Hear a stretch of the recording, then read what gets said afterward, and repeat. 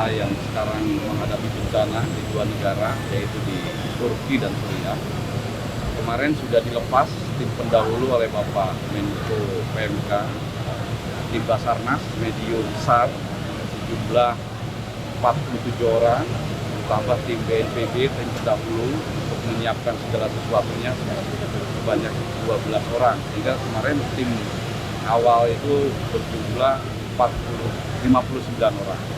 Ya, jadi pada hari ini pemerintah Republik Indonesia ya, atas nama pemerintah mengirimkan tim bantuan ya EMT Indonesia, Emergency Medical Team Indonesia, yang terdiri dari unsur-unsur kesehatan dari stakeholder kesehatan, dari organisasi profesi termasuk ID, perhimpunan spesialis, perhimpunan ahli bedah ortopedi, dan juga dari perhimpunan bedah, dari anestesi, bersama juga dengan TNI, Polri, dan juga bersama dengan organisasi yang mempunyai unit-unit untuk bencana, salah satunya MDMC juga yang dari Muhammadiyah.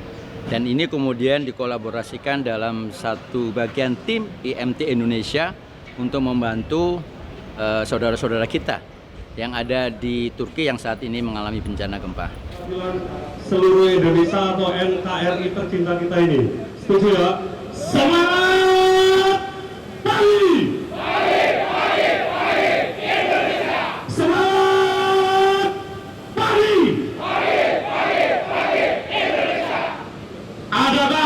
EMT tidak dulu. Adakah Indonesia tidak dulu? Mana dia?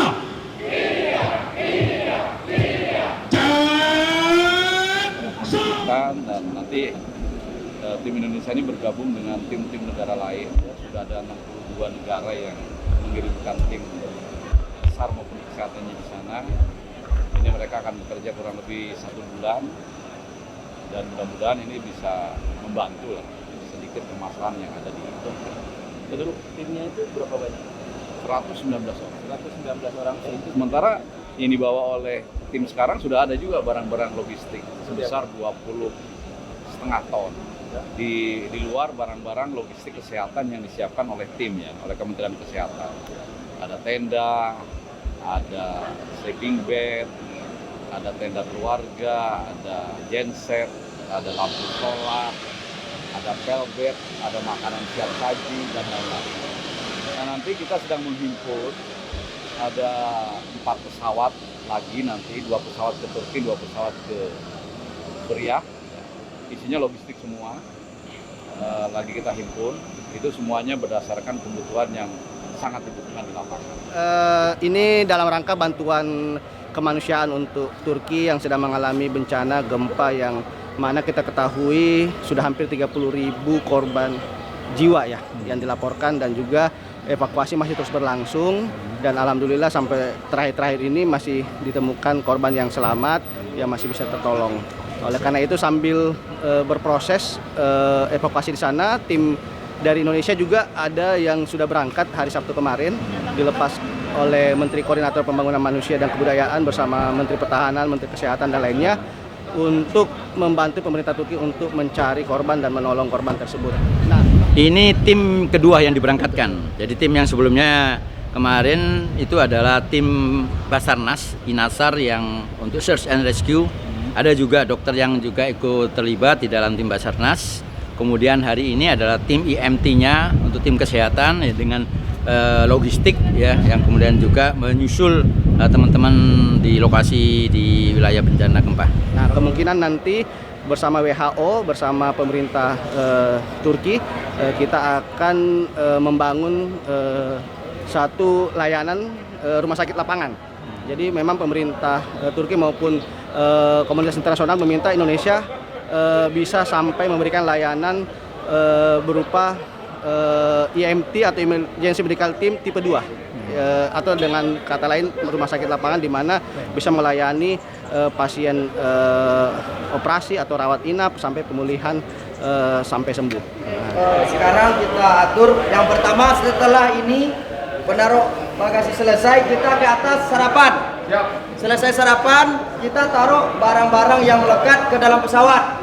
Setelah ditaruh ke pesawat, kita atur barisan di depan pesawat untuk Gladi. Mohon kerjasamanya karena waktu sudah berjalan.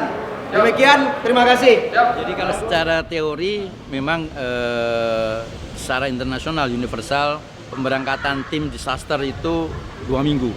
Kenapa 2 minggu? Ada dasar-dasar dari penelitian, dasar-dasar dari melihat aspek psikologi dan sebagainya, sehingga itu yang kemudian pengiriman tim itu biasanya 2 minggu.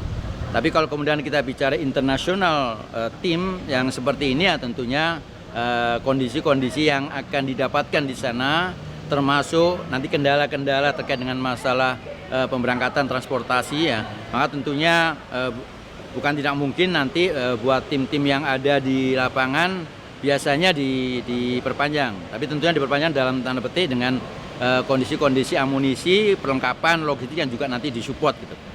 Seperti halnya yang pernah saya sendiri alami pada saat pemberangkatan ke bencana gempa Iran di tahun 2000, akhir tahun 2003, awal 2004 juga demikian, sehingga ini juga bisa mempersiapkan juga dan teman-teman yang berangkat pada hari ini mereka juga sudah siap ya. Tentunya harapannya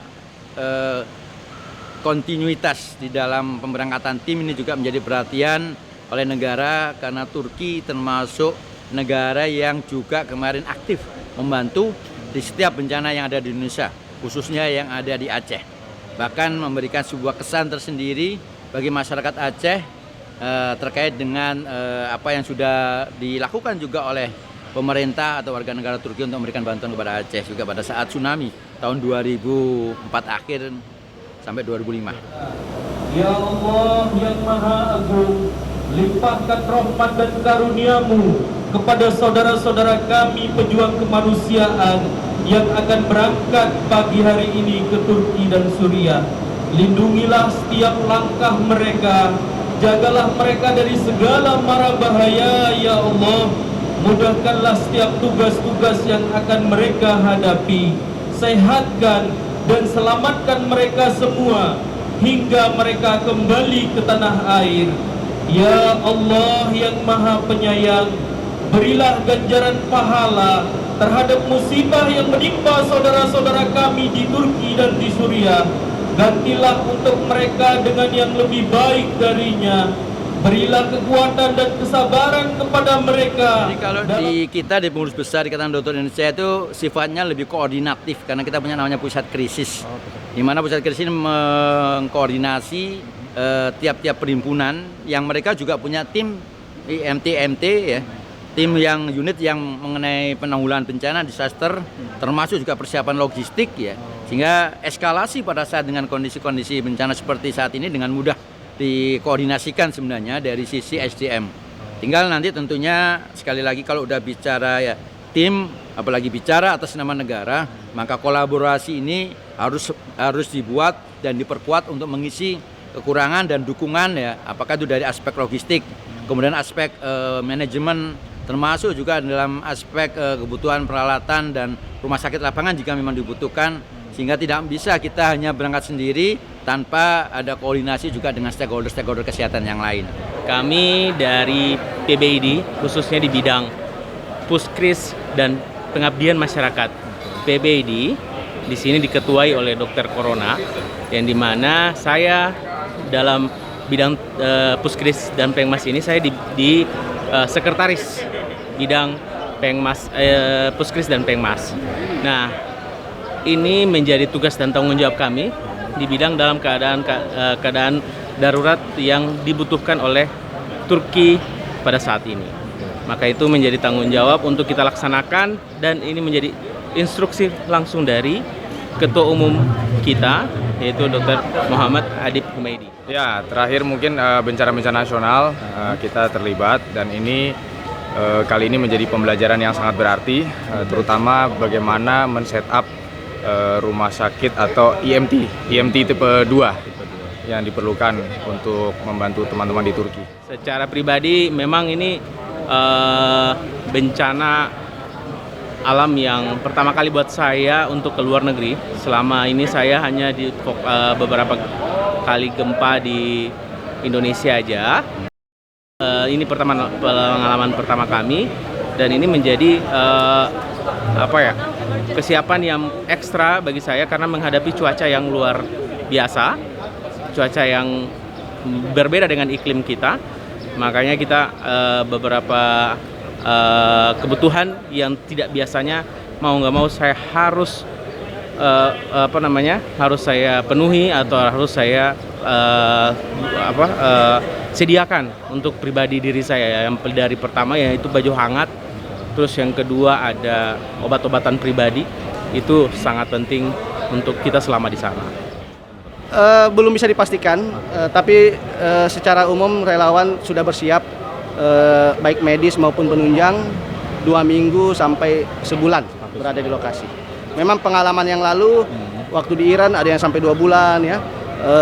Beberapa negara lainnya Pakistan, Bangladesh biasanya setiap 2 minggu bergantian tim berangkat ke sana. Ya, sebelum berangkat tentu yang pertama adalah personal equipment karena itu adalah apa yang kita butuhkan di sana menghadapi cuaca yang ekstrim ya dibandingkan dengan keseharian kita di Indonesia. Persiapannya suhu dingin, jadi kami siap sebagai dokter emergency dengan segala macam atributnya, dengan kemampuan kami sebagai dokter emergency dan juga APD-nya, Mas. Sebagai ahli toksin, saya siap untuk menghadapi semua ular, semua hewan-hewan berbisa di sana. Terutama terkait dengan cuaca, saat ini masih musim dingin, jadi teman-teman harus menyiapkan pakaian dan perlengkapan untuk mengantisipasi cuaca dingin di mana kita ketahui sampai suhu minus 3 derajat sampai bahkan 10 derajat. Itu sih persiapan khusus. Yang lainnya teman-teman yang sudah bergabung, baik yang sudah berangkat maupun yang akan berangkat, itu pada umumnya sudah berpengalaman, terutama di dalam negeri, dan juga beberapa juga sudah punya pengalaman membantu di bencana-bencana level internasional. Dan ini pun juga kemarin juga didukung oleh Kementerian Kesehatan yang membuka tenaga relawan atau tenaga cadangan dalam aspek untuk mempersiapkan ini. Kalau dulu ada namanya Brigade Siaga Bencana, nah sekarang pun itu kemudian sudah menjadi sebuah konvensi ya. Dalam setiap organisasi perhimpunan yang ada di Ikatan Dokter Indonesia itu mereka semua sudah punya unit-unit emergency medical team dan juga disaster medical team, sehingga eskalasi dalam kasus-kasus bencana itu insya Allah lebih mudah untuk dilakukan. Kami sampaikan sekali lagi, mudah-mudahan pelaksanaan tugas di Turki nanti bisa berjalan dengan lancar, sukses, dan tentunya selalu dalam lindungan Allah Subhanahu wa Ta'ala, Tuhan yang Maha Kuasa. Jadi kami mau berangkat kira-kira 2 minggu, mohon doa restunya dari Dr. Mahdani dan Emergency Medicine Indonesia. Ya, Perdamsi.